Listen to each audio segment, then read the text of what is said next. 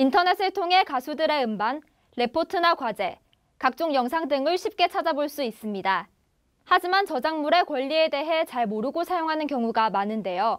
저작권의 중요성에 대해 이윤희 기자가 짚어봤습니다. 2000년도에 불법으로 음원을 다운받아 문제가 된 일명 소리바다 사건이 있었습니다. 이 사건을 계기로 우리 사회에는 저작권에 대한 부분이 대두되기 시작했고 그 추세는 점점 더 강화되고 있습니다.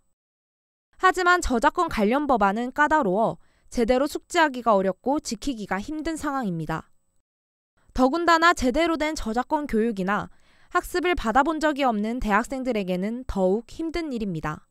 제가 솔직히 불달을 해도 그게 저작권 침해인지도 잘 모르겠고 이거를 다른 사람들이 많이 알려면은 공식적으로 교육 같은 걸 시켜야 되는데 그런 것도 좀 부족한 것 같고. 최근 우리 대학은 학교 컴퓨터에 저장된 무료 폰트를 이용해 영상을 만들고 인터넷에 게시한 후 해당 폰트 업체로부터 손해배상 청구를 받은 적이 있습니다. 무료 폰트일지라도 사용 범위가 지정되어 있으나 미처 알지 못한 것이 화근이었습니다.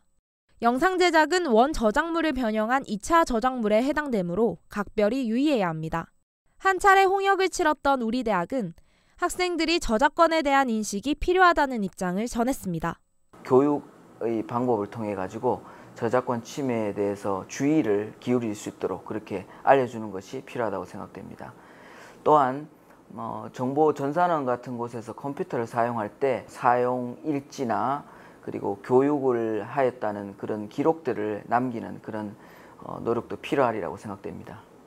저작권 침해는 폰트뿐만이 아니라 학생들이 무신고 다운받은 불법 소프트웨어나 책 전체를 제본하는 것도 해당됩니다.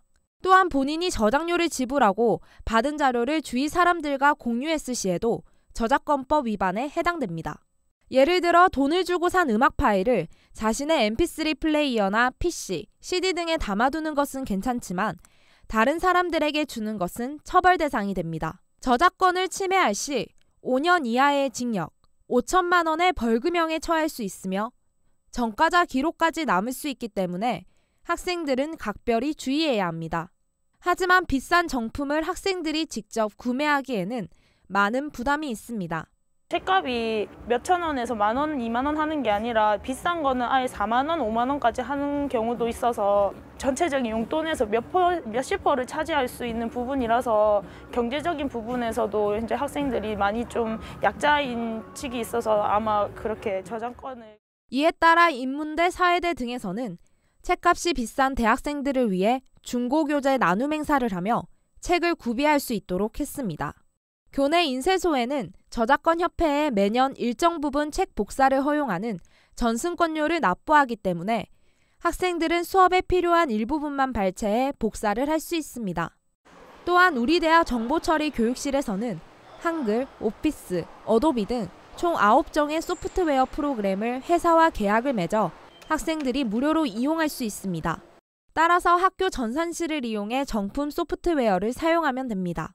뿐만 아니라 법학전문대학원 최상필 교수는 학생들이 레포트나 논문을 쓸 때 인용 표시를 반드시 해야 하며 문서 전체를 가져올 시 따옴표 표시나 앞뒤 여백을 띄우는 등 인용에 대한 정확한 표시를 해야 한다고 전했습니다. 저작권 침해는 남의 재산을 훔치는 행위로 반드시 지켜져야 하지만 많은 학생들이 중요성을 모른 채 무심코 다운로드를 받고 있습니다. 동아인들도 저작권에 대한 바른 인식이 필요한 때입니다. 이상 다운뉴스 이윤입니다.